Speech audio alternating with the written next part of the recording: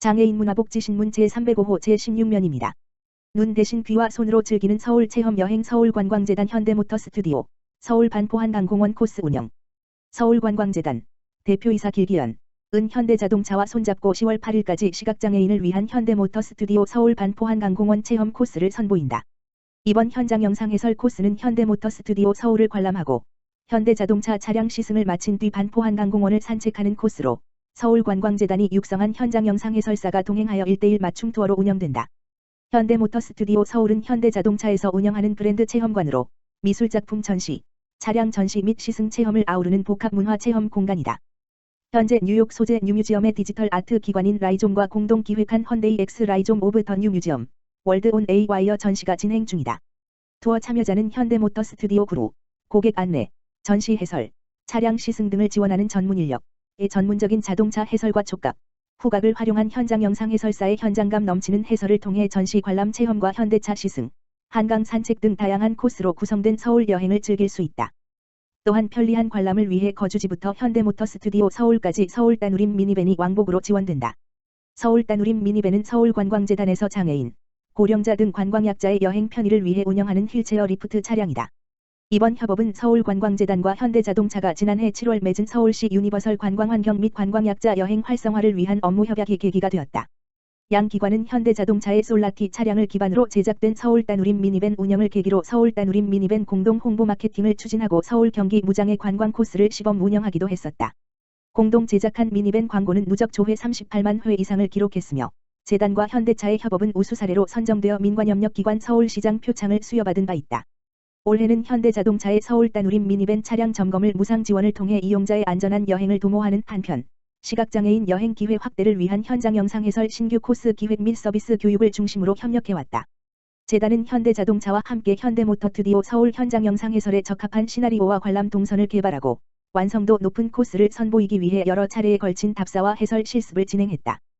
또한 전현대모터 스튜디오 서울 구루를 대상으로 시각장애인 고객 응대 및 현장 영상 해설 방법에 관한 이론과 실습 교육을 진행하여 장애인 등 관광약자에 대한 이해를 돕고 보다 다양한 고객을 대상으로 현대모터 스튜디오 서울만의 특별한 체험을 선사할 수 있도록 지원했다.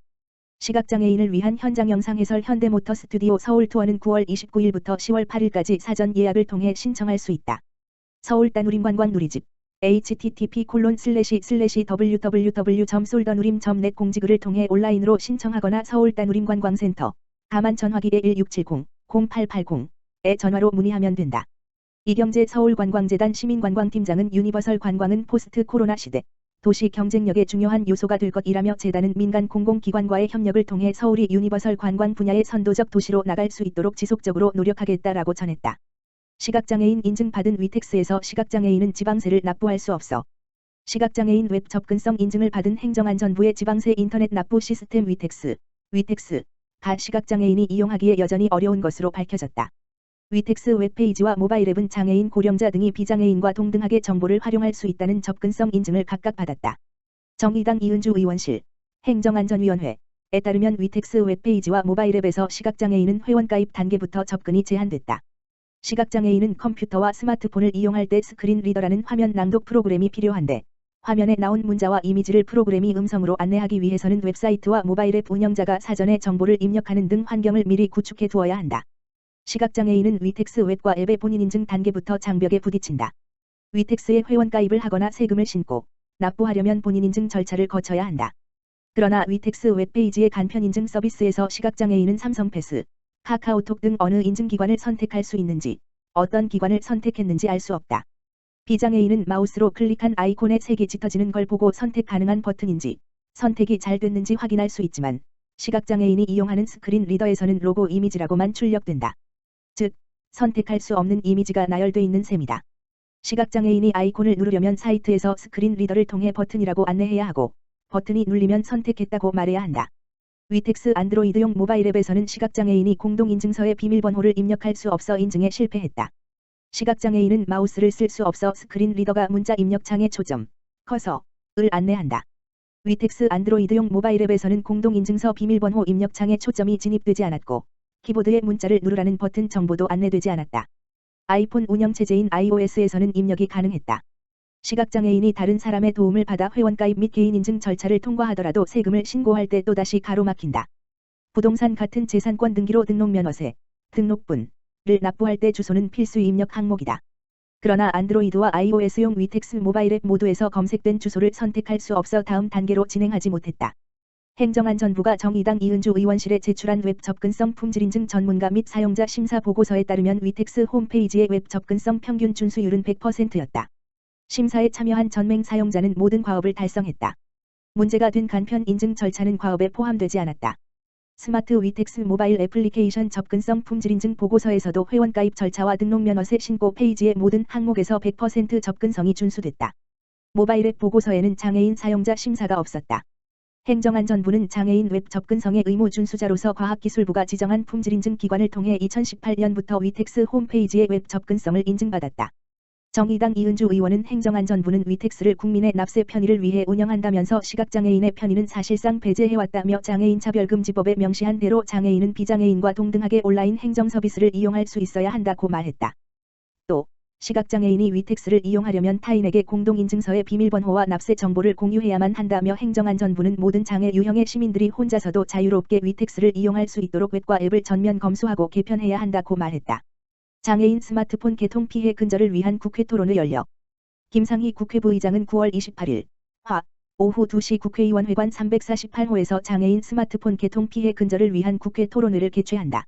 김상희 국회부의장, 홍익표, 강선우, 서영석, 최혜영 국회의원이 공동 주최하는 장애인 스마트폰 개통 피해 근절을 위한 국회 토론회는 최근 장애인을 상대로 짧은 기간 동안 통신기기를 반복적으로 개통시키거나 태블릿 PC, 스마트워치 등을 끼워 팔아 장애인에게 금전적 정신적 피해를 가중시키는 불법 행위를 근절하기 위해 마련됐다. 한국장애인 소비자연합 장애인 소비자 피해상담센터에는 2020년 12월부터 올해 7월까지 8개월간 70건 이상의 피해 사례가 접수됐고 발달장애인, 시각장애인 등을 중심으로 피해가 발생한 것으로 나타났다. 일가족 모두가 신용불량자로 전락하거나 명의도용, 폭력, 협박, 갈취 등의 범죄로 피해가 확대되는 등 그 정도가 대단히 심각한 상황으로 나타났다. 또한 최근 특정 후견인 229명을 대상으로 한 설문조사 결과 발달장애인에게 계약상 피해가 가장 심각한 사안이 바로 스마트폰 관련 계약인 것으로 나타났다.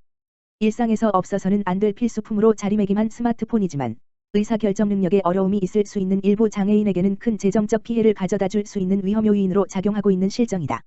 김상희 부의장은 누군가의 악의적 의도로 장애인이 스마트폰을 개통하여 그 피해를 고스란히 떠안는 사례를 근절하기 위해 우리 국회가 나서야 할 시점이라고 강조하며 이번 사안은 국회가 해결해야 할 민생과제인 만큼 국회 과학기술정보방송통신위원회, 보건복지위원회 소속 의원들께서 힘을 모아주시기 바란다고 말했다.